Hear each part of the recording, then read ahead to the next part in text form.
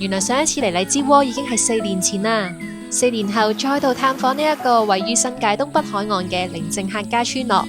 今次由荔枝窩農夫兼作家葉曉文帶我哋參觀佢嘅隱山農場，我仲帶埋 Insta360 Ace Pro 2，深入感受呢一度隱世嘅田園生活。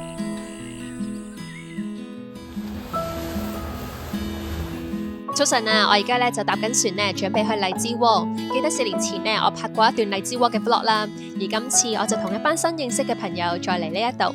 佢哋係同我一齊參加 WWF 世界自然基金會 Flow with Nature 計劃嘅同學仔。我哋早排去咗米埔宿營同埋海下灣睇珊瑚，一齊探索香港嘅秘境同大自然連結。唔知道荔枝窩同之前有咩唔同呢？喺呢90分鐘嘅船程我哋經歷咗好惡劣嘅天氣，甚至乎要喺室內要開遮擋雨。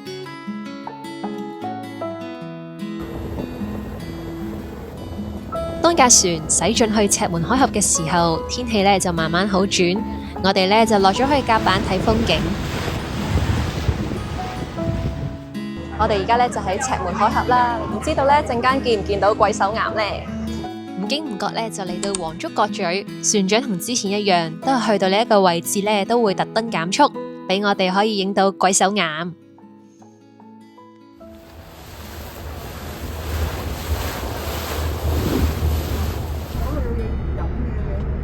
Hello， 我哋嚟到荔枝窩啦，搭咗1個半鐘頭船，終於到啦。唔知大家認唔認得呢一個荔枝窩地圖呢？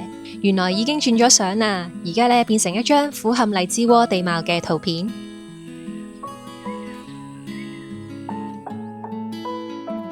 我哋而家慢慢行入村啦。我手上呢一部 Insta360 Ace Pro 2，最高可以拍到8K 質素嘅片，非常之高清。Hi。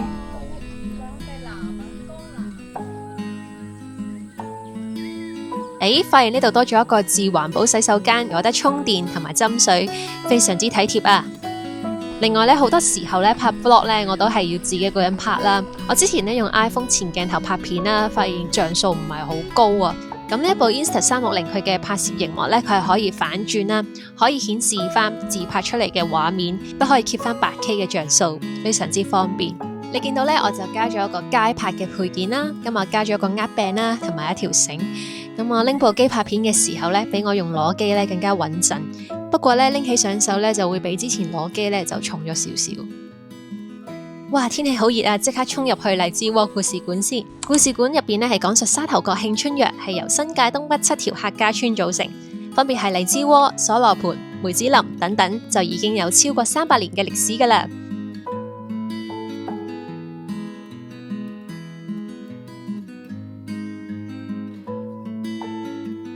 好開心，我哋有住喺荔枝窩嘅作家兼農夫葉曉文帶我哋遊走呢一度。嘅小朋友係啦，讀書啦，跟住星期6日就會出去放。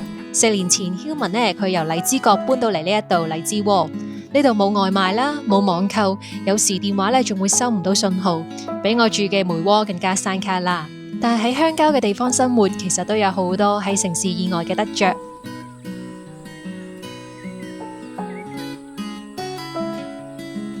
好似會見到更加多嘅原生植物啦、野生動物，同埋可以感受到4季嘅自然變化。曉文佢上年亦都出咗一本散文集，記錄呢幾年喺荔枝窩嘅生活點滴。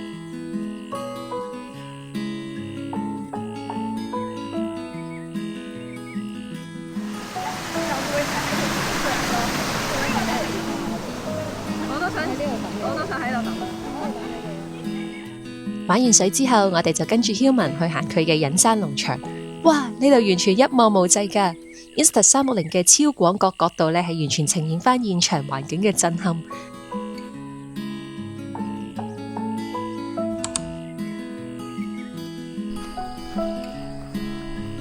咦？呢一種紅色嘅農作物係我第一次見喎，原來佢叫做紅球薑，佢有一種天然嘅洗髮成分，所以英文就叫做 Shampoo Ginger。認識完紅球薑，曉文就吩咐我哋幫佢嘅洛神花除草。大熱天時中午12點除草，真係熱到真係唔好講笑啊！20幾個人一齊除草，果然人多好辦事，好快就清咗一大半啦。Human 呢，佢除咗種洛神花之外，佢亦都種咗香水檸檬。我第一次俾咁多檸檬包圍住，仲要非常之香啊！啲葉都好香㗎。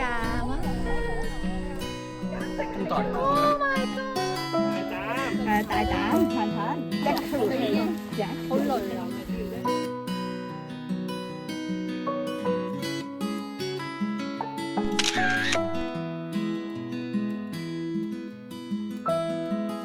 摘完檸檬，我哋而家咧就行返去村莊入面啦，去買花花雪條。大家仲認唔認得呢一間賣花花雪條嘅鋪頭呢？呢間鋪頭咧原本係由 Keith 開嘅自然空間，而家交咗俾 Human 接手。我買咗洛神花雪條，雪條入邊放滿咗 Human 種嘅食用花，又靚又好食，好正啊！4年後嘅今日都仲有雪條食啊！你見唔見到呢？呢度有一啲花瓣呢，呢個其實係芳香萬壽菊。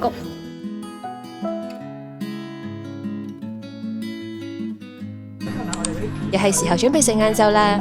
我哋去咗明記食客家午餐，原來真係有得食客家炆豬肉㗎。唔係，本身我自己身體唔食得太油嘅。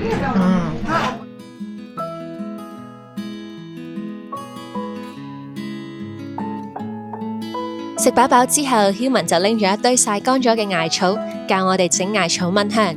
原來呢，只係將乾嘅艾草捲起嚟就得㗎啦，簡單得嚟呢，仲要驅蚊效果一流，非常之神奇啊！Human 呢，佢仲預備咗一大壺蝶豆花水，同我哋一齊整檸檬特飲。你冇見到原來滴幾滴檸檬汁落去蝶豆花水，原本藍色嘅水呢，就會慢慢變成粉紫色，靚到不得了啊！點解會咁嘅？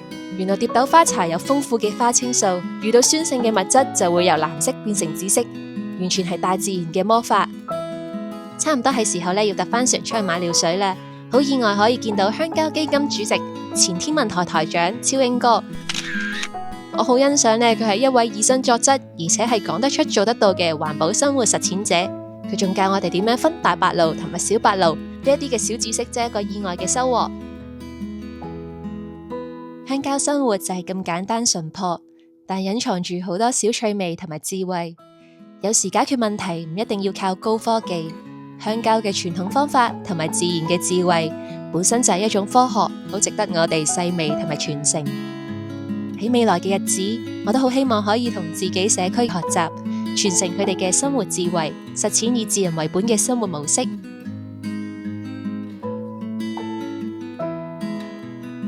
最後啦，喺 Human 嘅導賞同埋分享入邊，係完全感受到佢對荔枝窩嘅熱愛。